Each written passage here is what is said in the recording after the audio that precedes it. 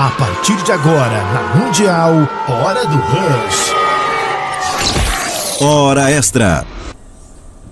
Hoje teremos a participação especial, vai nos ajudar a fazer o programa aqui, contar a sua experiência de vida, a sua história. Quem se lembra dele, né? O Alain Denis Fonseca, trabalhou na RBS, atualmente desenvolve seu trabalho, não sei se é só divulgação, Alain, ou já faz outras coisas lá no HCI. Outras coisas. Outras cositas, mas vamos ter que esmiuçar tudo, viu, Alain? Boa noite, tudo bem? Tudo na paz, uma alegria falar contigo, bom amigo, nos conhecemos há muitos anos. Não vai contar quanto tempo. Não, e daí essa parte vamos pular. Vamos pular? Vamos pular essa parte. Mas é uma alegria estar contigo aqui, saber do teu conhecimento de rádio, esse teu carinho, essa paixão que você tem pela comunicação, sempre cuidando dessa questão do som ambiente, né, da qualidade do som, né? A gente vê aqui, você me mostrou aqui a Mundial, eu fiquei impressionado com a qualidade dos equipamentos, do som em si, né? E a gente observa todas as rádios da cidade, da região, acompanha também as rádios de longe também, a gente gosta de escutar as rádios de longe para aprender um pouco também, embora eu esteja fora do rádio há mais de 30 anos, né? Eu estou com toda a idade já. Né? Mas tu fez um monte de freelance, essas coisas aí, né? Isso faz parte do processo. Você ajudou a trazer o São Luís da segunda para a primeira divisão, né? A gente está na história, né? Na história aí da comunicação da Mundial. Isso aí. Tá certo. Então, daqui a pouco a gente vai saber tudinho. Vai abrir o jogo para nós aqui o Alain Fonseca, o Alain Denis Fonseca. Superposto Sim, aqui em Ijuí. Falei do submarino, eu fiquei impressionado. Hoje o Alain Fonseca, Alain Denis Fonseca está conosco. Ele que atua no Hospital de Clínicas de Ijuí, agora está rebatizado, né? Rebatizado, exatamente. Isso aí, Hospital de Clínicas de Ijuí. Vai explicar para nós depois, isso aí com o tempo. Claro. Mas eu estava olhando, os milionários pagaram uma fortuna para descer num cano, era um cano, aqui não tem nem banco para sentar, gente, mas nem parece pessoa estudada, né? Arriscar a vida, entrar num negócio que o comando lá é joysticks, cara. Eu vi isso. Né? Mas que é isso, né? Bom, Alain, você é de Ijuí? Onde que você nasceu? Hoje me sinto ijuense, né? Já ganhou cidadania ou não? Não ganhou? Não. Eu estou dando cada dica para os vereadores de Ijuí, então cidadania ijuense. Já me sinto ijuense, né? Veio para onde? Na verdade, nasci em Coronel Bicaco, né? Coronel Bicaco, onde já são grandes lendas de lá, né? Certo. E aí me criei em Chiapeta, aqui pertinho, né? Me criei em Chiapeta, e com 14 anos fui para Porto Alegre jogar futebol. Mas que tal? Tem uma história fantástica, né? Quem é que te levou para jogar futebol? Na verdade, eu fiz um peneirão na época do Abílio dos Reis no Internacional. Sim, me lembro. Fui eu e mais 3 amigos de Chiapeta tentar sorte lá. O Abílio dos Reis foi o que falou, bom amigo não é nome para jogador de futebol, vamos criar um outro lá. Ah, sim. E o Grêmio levou, né? Levou. E aí tem uma história fantástica, eu estava já no Infanto Juvenil do Inter, depois de passar 3 meses. Que ano isso? Isso em 88. 88. E aí eu tinha 16 anos na época. Fui com 14 e com 16 anos eu ainda estava no Inter e meu pai, doente do Grêmio, e tinha aquela questão de que tinha padrinhamento político, né? E nós buscamos então o apoio do Mânica na época e depois do próprio Celso Bernardi, que era amigo pessoal do meu pai, até porque o pai do Celso Bernardi era de Chiapeta. Certo. E aí eu fui fazer o teste no Grêmio, né? E o pessoal, os olheiros do Internacional estavam lá no treino. Mas então, imagina, espionando. Quando eu voltei no Internacional na segunda-feira, o Pereta, que era o coordenador das categorias de base, disse, olha rapaz, infelizmente... Pereta foi jogador, Foi jogador, lateral esquerdo. Lateral esquerdo. Ele era coordenador da base na época. Ele disse, olha meu amigo, tua fase no Internacional fica por aqui. E no Grêmio o time que despontou, inclusive profissional, que eu era volante na época, centromédio na minha época, hoje é volante, que era o Jamir, que foi profissional depois, jogou no Botafogo, jogou no exterior, né? E aí terminou a carreira do Alain. Em 89 fui para Santo Ângelo, onde de fato toda a minha família, tanto parte de pai e de mãe, são de Santo Ângelo, né? Em Santo Ângelo Em 92 eu entrei na rádio do Andres, do Valdir Andres, na rádio CEPE. Na época era a FM que tinha lá, CEPE 2 FM. CEPE 2. E o Alain Velho, naquela época, o tempo do bolachão ali ainda, né? Do disco de vinil. Das cartucheiras. Tinha que ter talento para trabalhar nelas, né? E ali comecei como operador de áudio, como todos começam, né? Na AM, e posteriormente consegui uma vaga na madrugada ali da FM para aprender. Não demorou muito, no auge do sertanejo que tinha naquela época, lá na década de 93, 94, 95, aí deu um estouro grande ali que o Alain apareceu bastante na região das Missões e não levou muito tempo, surgiu essa oportunidade aqui em Juí, num estágio na RBS. Que casualmente estamos aqui no andar de baixo, ficava a sucursal na época, né? Isso lá em 95. E desde então, vim para Juí, morava na pensão da Dona Ida, aqui na descida aqui da 21, perto do canal. Estudava na escola, nos Soares de Barros. Essa pensão ali, você morou com o Milton Sulzbach, de Santa Rosa? Isso, exatamente. Milton Sulzbach, exatamente. Um abraço para o Milton lá em Santa Rosa. É verdade. E aí eu estudava nos Soares de Barros, né, terminando o 2º grau na época. E posteriormente fiz o estágio aqui com o Elias Gotaski, que todo mundo conhece ele, cinegrafista. Ele está em Balneário Camboriú. Eu trabalho hoje numa afiliada da Record. Ainda está no patente lá, né? Algum jogo do São Luís ele entrou no time, né? Algum jogo. E aí, com a experiência que peguei de TV, não tinha ainda vaga naquela época e não se exigia ainda o diploma de jornalista para trabalhar na RBS. Mas não tinha vaga, então voltei para Santo Ângelo, na Rádio CEPE. Não demorou 2 meses, teve uma semifinal da segundona, que o Acervo de Santo Ângelo subiu para a primeira divisão. E eu fiz a cobertura do futebol naquela época, eu fazia a cobertura naquela época, e o J. Éder, o grande J. Éder, que foi um dos precursores da TV aqui em Cruz Alta, foi o que inaugurou a TV Santa Rosa, me ouviu, me ligou na mesma hora, perguntando se eu...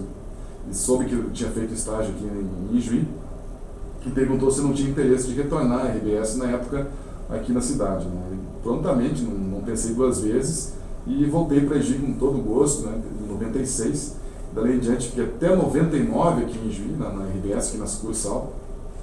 E aí fui chamado para trabalhar em Porto Alegre, onde aí trabalhei com o Alencar Diniz, que foi do colega também na Progresso. O Alencar Diniz hoje trabalhava na época na Guaíba e também na TVE, né?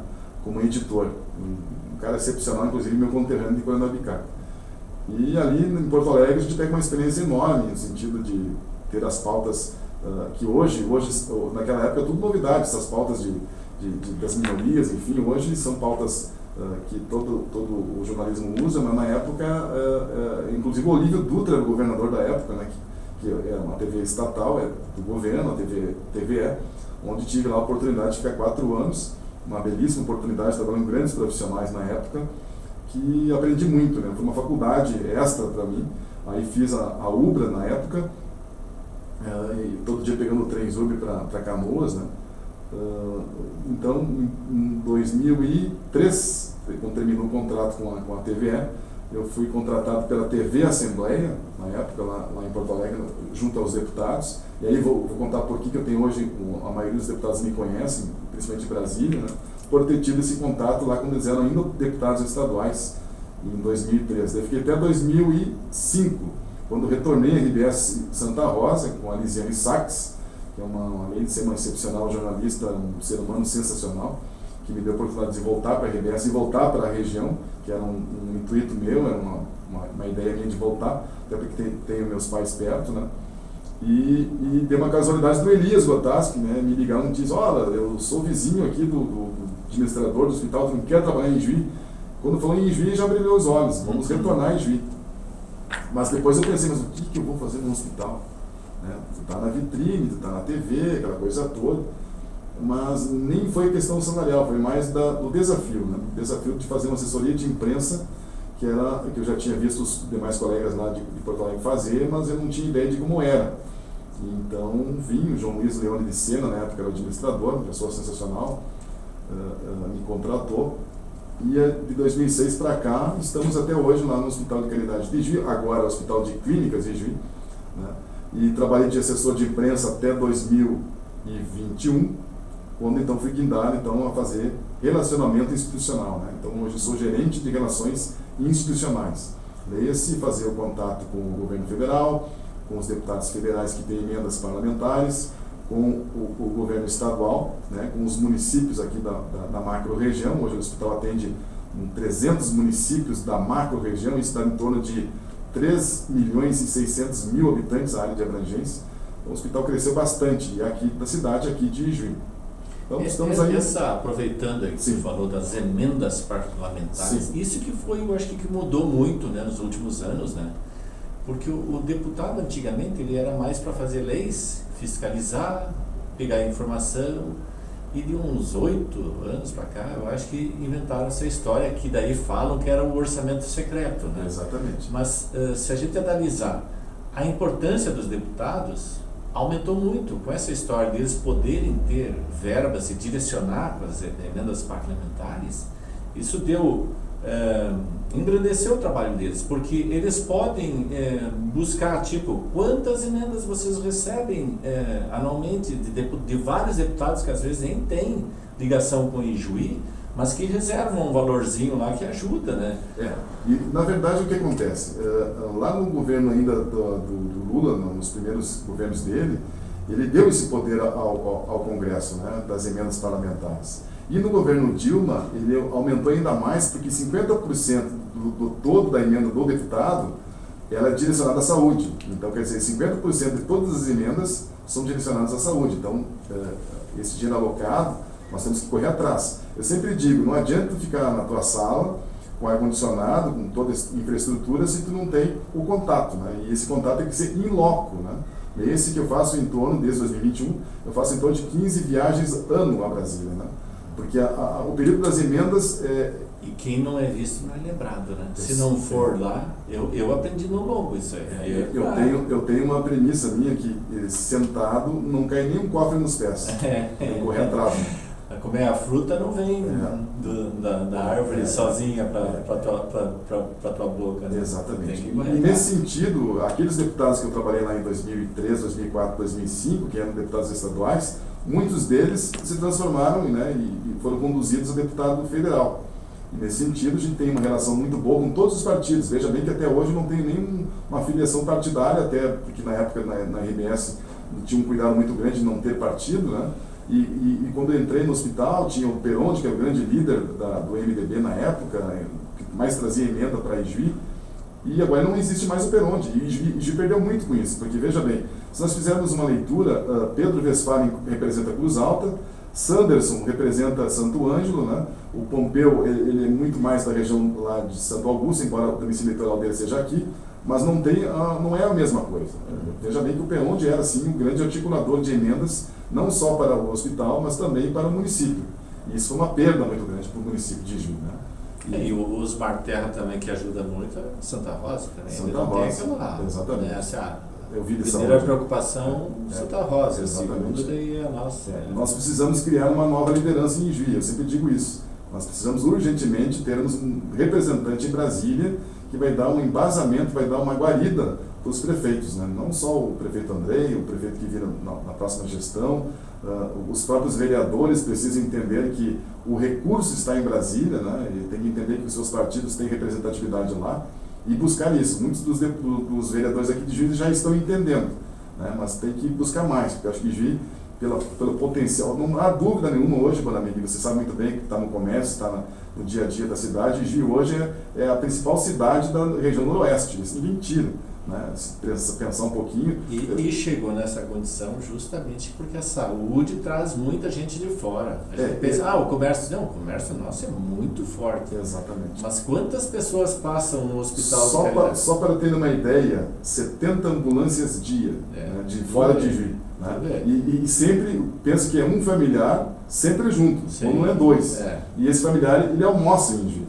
Esse familiar faz compras em Juiz. Ou pós, às vezes também.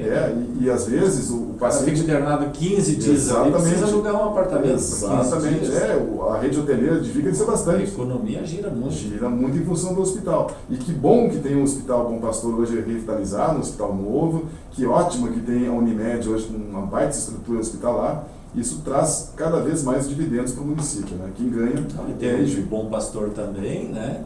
E também a gente sabe que tem muitos médicos que faziam investimentos particulares, né? Que estão fazendo clínicas, investindo em aparelhagens sofisticadas. Esses dias eu até estava lendo uma notícia, né? Que o aparelho esse do Hospital de Caridade, O Ressonância. de ressonância, é o mais moderno do país, né? Ele é o mais moderno na Só atualidade. tem aqui. Só existe na região noroeste, só aqui, Passo Fundo e Porto Alegre. É o 3 Tesla. É um equipamento que só perde para o PET scan. Né? O PET scan é um super aparelho que precisa de um radioativo que só existe na grande Porto Alegre. Então, para Ijuí, esse equipamento não compensa porque ele tem uma validade, esse radiofármaco que chamam, né? Ele tem uma validade, então no tempo que ele chega até Ijuí não compensaria o uso do PET scan, que é um super raio-x, para as pessoas entenderem, né? Enxerga tudo, né? Mas a nossa ressonância era de última geração, um equipamento muito requisitado hoje, né? E vamos dar uma excelente notícia, nos próximos dias vai estar aqui uma equipe do IP Saúde, né? Fazendo a avaliação do equipamento para também credenciar. Então leia-se aí que os usuários do IP vão poder usar também a ressonância magnética de última geração que lá no HC tem. Tá certo. Então depois a gente vai continuar falando mais do Hospital de Caridade, também algumas curiosidades da época que você fez rádio, quais as coberturas que você fez, coisas assim, né? Hoje estamos com o Alan Denis Fonseca. Tu tinha algum outro nome de batismo? Na TV. Fosse jogador de futebol, ia ser o quê ainda? Ia ser Alan. Alan Bic, me lembrei do... É do nosso amigo Flávio Dalcin. Tem um problemão com ele esses dias ainda. Deu, faz parte. Faz parte do processo. Sempre tem alguma coisa acontecendo nesse mundo. Né? Então, o Alan ia ser o nome de jogador. Quando foi pro rádio? No rádio é Alan Diniz. Alan Diniz. Eu também, eu acho que foi esse o nome, por isso que eu estou sempre... E daí quando eu fui para a TV, Alan Denis. Denis. Que meu nome de fato é Alan Denis Bandeira Fonseca, um nome comprido, né? Tem um bandeira no meio. Bandeira no meio, família Bandeira. E ali no Hospital de Caridade? Ali o Alan, velho Alan de Guerra. Alan do HC. Beleza. Bom, vamos falar do tempo de rádio. Futebol aí... Então você trabalhou lá na CPE e aqui em Ijuí, em quais rádios que você atuou? Na verdade, eu nunca atuei como freelancer, né? Na verdade, a primeira vez que eu falei em rádio mesmo foi na Repórter.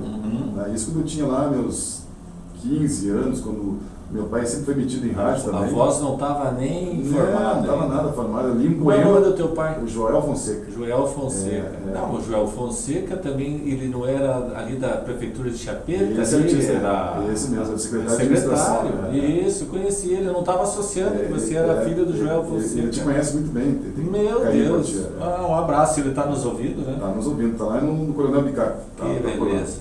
Então lá ele está com um emissor de rádio também. Ele tem uma rádio comunitária, a Rádio Faxinal FM. Ele e meu irmão, os dois trabalham lá. Como é o nome do irmão? O Luiz Alberto. Luiz Alberto. Luiz. Show de bola. Tu não quis ir lá completar o time? Muito obrigado, eu prefiro Ijuí. Ijuí ainda. Tá bom. Enquanto Ijuí aturar, tô aí. Tá bom. E depois de rádio começou na Repórter, fazendo alguns eu fiz alguns freelancers na Repórter, sim, e na Mundial. Aqui você trouxe o São Luís da segunda. Exatamente. Jogo memorável, eu nunca pensei que nós ia ganhar do Inter Santa Maria de 4, quanto que foi ainda? Acho que foi 4-1. 4-1, né? Que emoção, né? Que emoção muito grande. O São Luís é uma paixão, né? Tanto é fato que eu assumi a responsabilidade do marketing do São Luís em 2019. Chegamos em 4º lugar no Gauchão, né? E que nos credenciou a participar da Copa do Brasil. Certo. E foi uma experiência gratificante, até agradeço ao presidente da época, o Pedro Pitolo, né, pela oportunidade. Foi uma experiência marcante, colocamos esse menino, o Anderson, para trabalhar comigo lá, até hoje ele permanece lá, né? Hoje ele está como vice-presidente de marketing, e sempre na torcida pelo São Luís. Não é fácil fazer futebol no interior do estado, precisa de dinheiro, né? Mas a comunidade dá conta do recado, tem participado, eu mesmo sou sócio lá, acredito que quem queira ajudar o São Luís pode ajudar de qualquer forma, né? Isso. Bom, e esse é o caminho. Nesse período aí de imprensa, qual foi assim o fato que marcou a tua carreira, tanto da televisão, rádio, coisa? que hoje assim tu não esquece, que é uma coisa que marcou você? Teve vários momentos, né? Eu acho que na TVE, por exemplo, eu fui um dos precursores, né, de um jornal chamado Jornal da Cidadania, que discutia somente assuntos que de certa forma eram polêmicos na época, né? E que falava sobre vários assuntos, transgenia, a questão as questões pontuais de minorias, né, para a gente não entrar em polêmica, né? E eu lembro que nós conversávamos naquela época com doutorandos, doutores, tanto da PUC como também da URGS, né, que trabalhavam com esses assuntos, e para mim foi primordial, porque ali a gente conseguiu entender o que aconteceria nos próximos 20 anos que estão acontecendo hoje, né? E isso te abre portas, te abre caminhos, né? E foi importante na TVE. Mas teve várias situações assim emocionantes na minha carreira. Eu acho que eu peguei muito do movimento Sem Terra aqui na região naquela época, tinha bastante disso. O governador era o Brito na época, ficou muito bravo comigo na época, fiz umas perguntas para ele quando eu dei visitar Ijuí. Mas eu fiquei sabendo que você foi num rodeio, você foi laçado, é? Laçado, essa não Uma é. ijuiense. Ah, sim. Isso faz parte, né? Não faz parte, né? Então a esposa é ijuiense. É ijuiense daqui, né? Gente boa. Gente boa? Gente boa. Não é o nome da frau? Bruna. Boa noite, dona Bruna. Quantos filhos? 2 filhos. Dois filhos. Tem o Bernardo e a Heloísa. E algum aí vai ser do rádio, da imprensa, alguma coisa assim? Olha, Deus que sabe o futuro, né? Todos que sejam bem felizes. Bem felizes, exatamente. Essa é a palavra, que importa. Isso aí. Bom, vamos aproveitar que agora é 18h43, já temos que começar mais ir para os finalmente, e vamos trazer mais para o assunto profissional, que é explicar o Hospital de Caridade. E houve essa assembleia para trocar o nome. Sim. Qual foi o objetivo de trocar de Caridade para clínicas? 88 anos de história, né? Eu acho que as famílias de Ijuí foram que trouxeram o hospital até aqui, né? 88 anos. E nós queremos fazer uma transformação no hospital, de transformá-lo ele, que daqui 5 anos nós sejamos o número 1 do interior do estado na rede filantrópica, né? Não é fácil o trabalho, até porque precisa de dinheiro, precisa de recursos, né? Mas a gente está buscando. A gente tem uma relação muito forte em Brasília, tanto é fato que hoje mesmo o vice-líder do governo Lula esteve no hospital, o deputado Bom Gás, que tem uma representatividade forte, aqui em Ijuí fez 16 mil votos, veja bem, uma votação estupenda aqui na cidade, né? E tem nos ajudado bastante, tem ajudado o Bom Pastor também, né? Então, são atitudes como as nossas, né, de não escolher bandeiras, e sim, todos os partidos são importantes, né, de buscarmos essa referência. O Estado tem mudado a cultura conosco também, no sentido de ser um parceiro, o Estado, esse governo do Estado, com investimentos também no hospital, embora o hospital tenha aí uma herança nada boa na questão da dívida, né? Nós temos uma dívida enorme para pagar ainda, né? Mas o nosso prognóstico, o nosso futuro, ele tem tem um oásis lá na frente, né? Existe um oásis, e a gente pode dizer que recursos vai entrar no máximo daqui 5 anos, não chega a ser precatórios para que a comunidade entenda, mas é TUNEP que chama, né? São um recurso grande, em torno de 40 milhões, né, que pode entrar sim daqui no máximo 2, 3 anos, torcemos que seja antes, que vai dar um up, né, nessa questão da gestão do hospital, né. Hoje são 1.200 funcionários, são quase 300 médicos, temos aí a estrutura da Unijuí totalmente dentro do hospital, os internos, né, os residentes. Temos uma residência médica com mais de 10 anos. Você sabe mais ou menos quantos residentes estão dentro do hospital? No dia a dia, eu acredito que estão lá 50 no dia a dia, que fazem a rotina do hospital. Né? E essa residência, para explicar bem para a população, o médico se forma, quando ele se forma, ele tem que fazer uma... O médico, quando sai da faculdade, ele precisa fazer a clínica médica. Clínica médica, é isso que o hospital oferece. Oferece, e mais outras especialidades também. Mas a principal é a clínica médica. Né? E a partir de ele fazer clínica médica, ele está habilitado a fazer outra especialidade da escolha dele. No caso da Unijuí, vocês têm também ali alunos que ainda não se formaram, que estão aprendendo, né? Os internos. Os exatamente. internos, Os internos né? que estão... Tem os residentes já são Isso, formados, já os são internos formados. são os que estão em formação. estudando. Estão em formação, Uhum. exatamente. Já estão... Então, é bom explicar isso, porque as que já pessoas estão não na sabem rotina, exatamente. diferenciar às Isso, vezes, né? Que muitas vezes eu ouço do leigo dizendo, mas foi um residente que me atendeu. Não, Foi um coió lá que... na verdade ele O já cara é não médico. sabe nada. Na verdade ele já é médico. E cada protocolo clínico, cada paciente, né, tem um prontuário, e esse prontuário ele precisa ter sim a assinatura do preceptor, que é o médico que é o professor dele, né? Uhum. Então, E como é que é o atual presidente, o Douglas Ugeri? Ele veio da onde? o Douglas Ugeri, ele está em Santo Juiz, Ângelo, né? ele é de Entre Juiz. Entre Juiz. Tem a ver com a família do supermercado Ugeri lá? Toda a família Ugeri é a família dele. O pai dele é um dos fundadores do Ugeri S.A., né? Sim. Que é agronegócio, também supermercado, enfim, postos de Ele gasolina. consegue tirar tempo de atender os pacientes dele e ainda administrar o hospital? Na verdade, o que acontece? A diretoria, tanto o presidente, vice-presidente, secretário, segundo secretário, tesoureiro, segundo tesoureiro, são 6 pessoas, eles são voluntários, eles não recebem nenhum valor, né, nenhuma remuneração, são voluntários mesmo. Né? Certo. E eles são os que dão as condições para que os gestores, sim, esses contratados, façam a gestão do hospital. Né? Esse ali o diretor-geral, o diretor de infraestrutura, o diretor financeiro, o diretor administrativo, os gerentes, que entra eu também, né, que fazem o dia a dia do hospital. Porque, veja bem, a estrutura da instituição é muito grande. Eu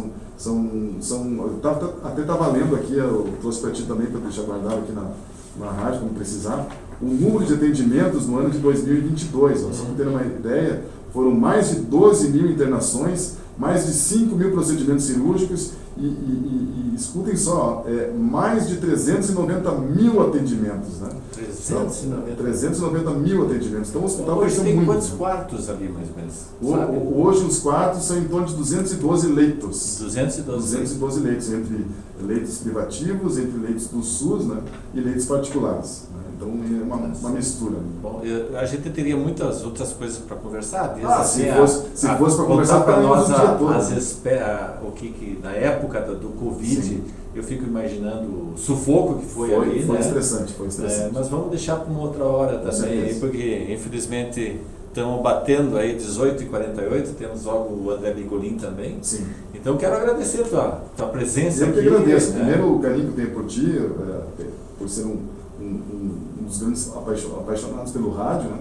E aqui fica meu agradecimento a esse espaço e é sempre à disposição que eu puder ajudar e cooperar, contem comigo. Tá certo. Este é o Alan Denis Fonseca, que é agora gerente de Relações Institucionais do nosso Hospital das Clínicas Hospital de Clínicas e vai dar muito nó na língua dos... na verdade, até para nós soa um pouquinho... Para acostumar, né? Para acostumar. O que é importante é que se mantenha a sigla HCI, né? Uhum. Isso é eterno, Ficou... é uma forma de respeito àqueles que fundaram o hospital, às famílias que ajudaram. Né? Tá certo. Então, vamos fechar com a tua segunda música do Tim Maia aí, né? Vamos lá. E vamos esperar o André Bigolin aí com as informações da soja. Tá todo mundo ligado, esperando. Tá melhorando os valores, isso é importante. Então, valeu, cara. Obrigado pela presença aqui, tá? Um abraço pro Pipa, que estava terça-feira aqui e tá ouvindo, é fã do programa Hora Extra, o vereador Maurício Micael, mandando um abraço para ti também. Gente boa. É isso aí. Valeu, Alan.